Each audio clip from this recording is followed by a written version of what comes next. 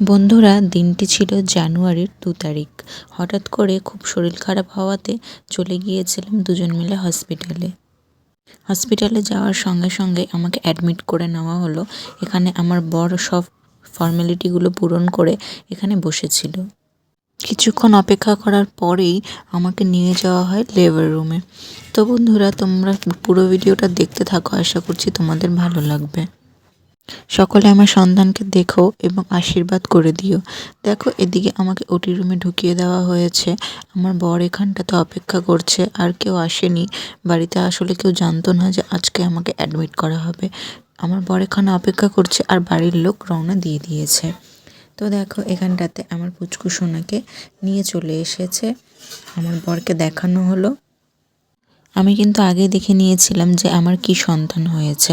তোমরাও যদি দেখতে চাও তাহলে অবশ্যই ভিডিওটা পুরোটা দেখো। আর এখানটাতে দেখো, আমাকেও বেডে শিফট করে দেওয়া হয়েছে। আসলে এই টেনশনের মধ্যে আমার বরমশাই একা একা এত সব ভিডিও ক্লিপ নিতে পারেনি যে তোমাদের সঙ্গে সবটা শেয়ার করব। তাই কিছু কিছু যেগুলো ভিডিও ক্লিপ নেওয়া আছে সেগুলোই তোমাদের সঙ্গে শেয়ার করছি। এই দেখো, আমার পুচকু সোনাটা ছোট্ট ছোট্ট পাগুলো, মানে দেখেই মনটা ভরে যাচ্ছে যে যাকে আমি এতদিন দেখতে চেয়েছি তাকে অবশেষে আমি দেখতে পেয়েছি। তো বন্ধুরা, আমি এখনই তোমাদেরকে পুচকু সোনার মুখটা দেখাচ্ছি না, বা আমার কি হয়েছে সেটাও বলছি না। তোমরা সকলে যদি জানতে চাও আমার ছেলে হয়েছে না মেয়ে হয়েছে, তাহলে অবশ্যই আমাকে কমেন্ট করে জানাও। আর ফেস রিভিলটাও আমি কিছুদিন পরে করব। তোমরা সকলে আশীর্বাদ করো।